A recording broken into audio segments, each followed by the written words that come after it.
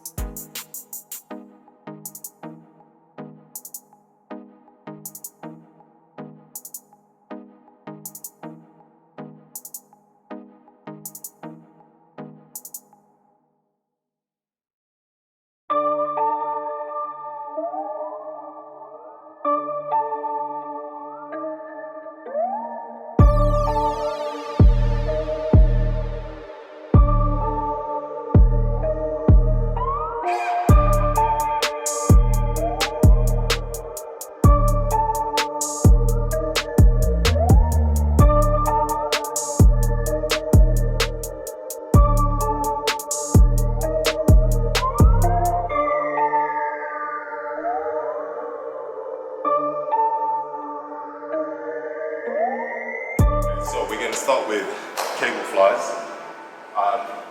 Now I'm going to show you what I like to do. I've been doing them for years. Well, when I used to train chest, and I love them because I do them before I actually start my main, before I start doing any form of presses. The best way to do cable flies, in my opinion, is, okay, you bring it down, make sure your hands align with your chest. So if it's here, it's too high. It's here. Now, arguably, that's actually fine also. Preferably, you want it to be aligned with your chest. Okay. Lean forward slightly. I like to have a split stance. Okay, take it back. I don't actually like to go all the way back. I see a lot of people do that. That's actually relaxing your chest. So you want to keep the tension on your chest. Bring it forward slightly.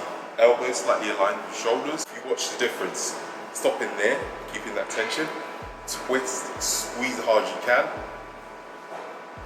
And take it back. Come in, squeeze, and take it back.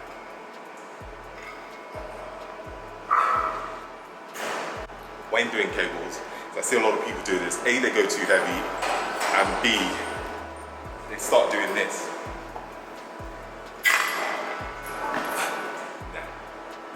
Okay, so if you are going to go heavy, draw this in, hold it, draw that in, hold it, bring it to the middle, press forward, and then start the movement. See that? Just makes a lot of sense.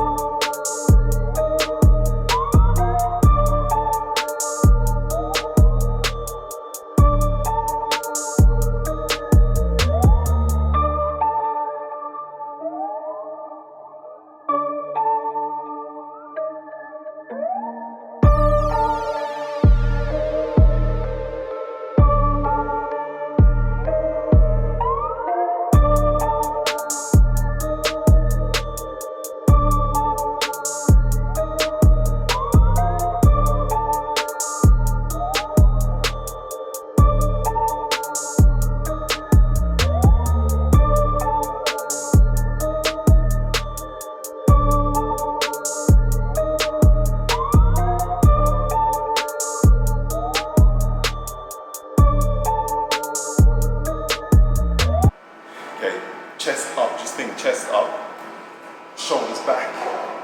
Okay, so fix your shoulders down onto the bench. A lot of times people are too relaxed. This is how you get injuries as well. Okay, so if you have an arch, that's absolutely fine. I like to bring my elbows in slightly, so not out, bring them in.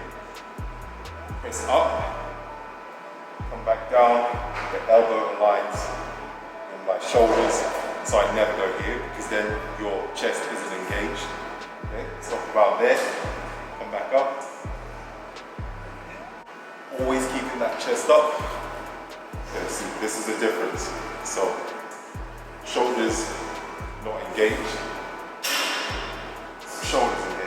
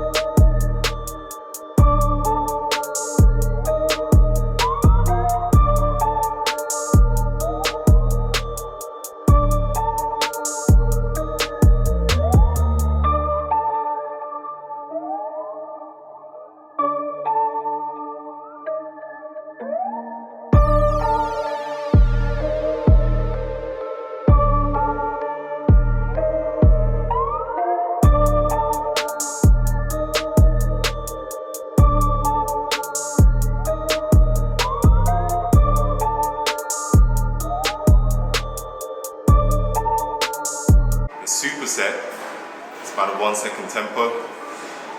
So as you can see, different weights. Now, even though in the video you probably might not see progression, but the whole aim is you should be using your 10 rep max if it says 10 reps. 12 rep maxes if it says 12 reps. So if you do as one set and you're doing the 10 comfortably, the next set you should ideally take that weight up. Now even if you do 10 reps exactly, you can't do any more, I would suggest taking the weight up the second set, because then if you probably reach 8, 9, maybe stick to that. You want that progression.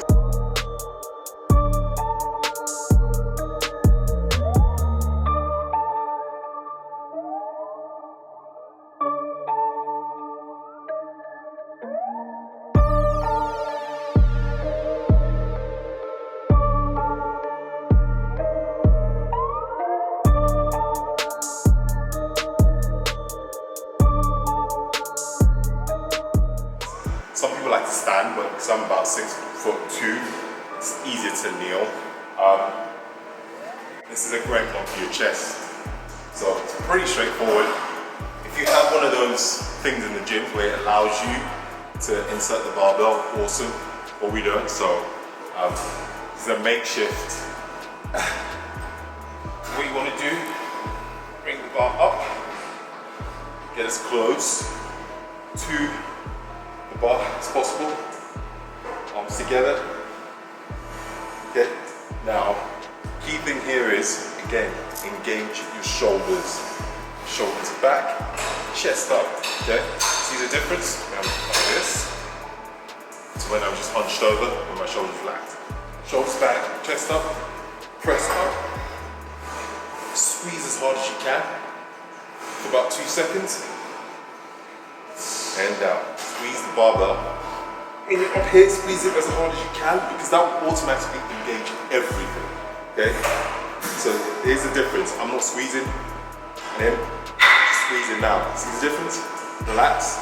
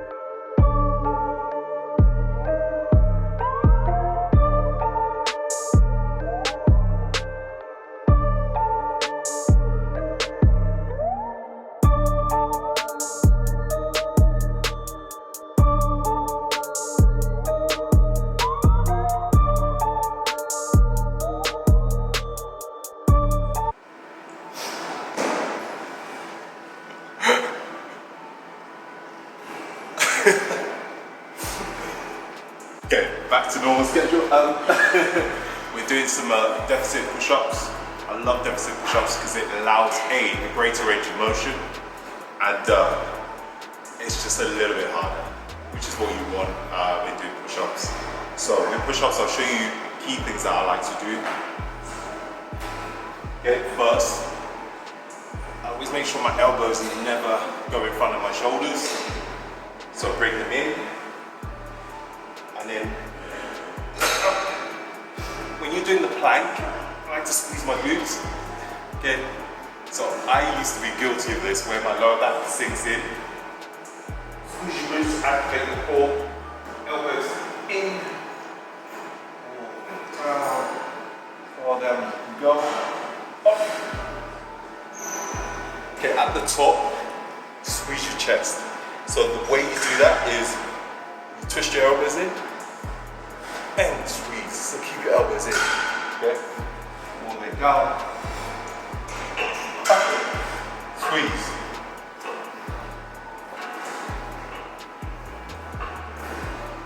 Another key thing is you want to focus on the tempo and the eccentrics. Nice and slow. Squeeze. So all 3 sets, you're going to see I'm going to write down in the description, they're all going to have different tempo, which means this is going to be a lot harder than you think it will be.